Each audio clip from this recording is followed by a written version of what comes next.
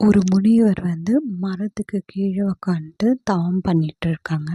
அப்போ 2 பேர் வராங்க.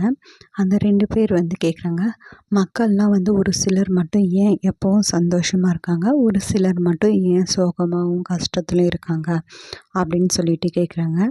சரி, முனிவர் என்ன சொல்கிறேன்னா, உங்களுக்கு ஒரு டெஸ்ட் வைக்கிறேன், அந்த டெஸ்ட்டில் யார் வெற்றி அடைகிறீங்க அப்படின்னு பார்க்கலாம் அப்படின்னு சொல்கிறாங்க. அந்த டெஸ்ட்டு முடிச்சுட்டு வராங்க. ஒருத்தர் பாஸ் ஆயிடுறாங்க, ஒருத்தர் ஃபெயில் ஆயிடுறாங்க. அப்போ அந்த ஃபெயில் ஆனவங்கக்கிட்ட ஃபஸ்ட்டு கேட்குறாங்க, உன்னுடைய மனநிலைமை எப்படி இருந்துச்சு, உன்னுடைய மைண்ட் செட் எப்படி இருந்துச்சு அப்படின்னு கேட்குறாங்க. இந்த மாதிரி எப்போவுமே நான் ஜெயிப்பனோ தோப்பனோ அதை பற்றி திங்க் பண்ணிகிட்டு இருந்தேன், இதுக்கு முன்னாடி நான் செஞ்சதெல்லாம் யோசித்து பார்த்துட்டு இருந்தேன் அப்படின்றாங்க.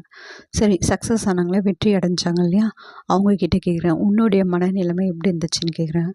நான் இது ஒரு பாடமாக எடுத்துக்கிறேன், நான் தோல்வியோ வெற்றியோ அதை பற்றி நான் எதுவுமே யோசிக்கல, நான் இந்த போட்டியில் கலந்துக்கிட்டேன் அப்படின்னு சொல்கிறாங்க.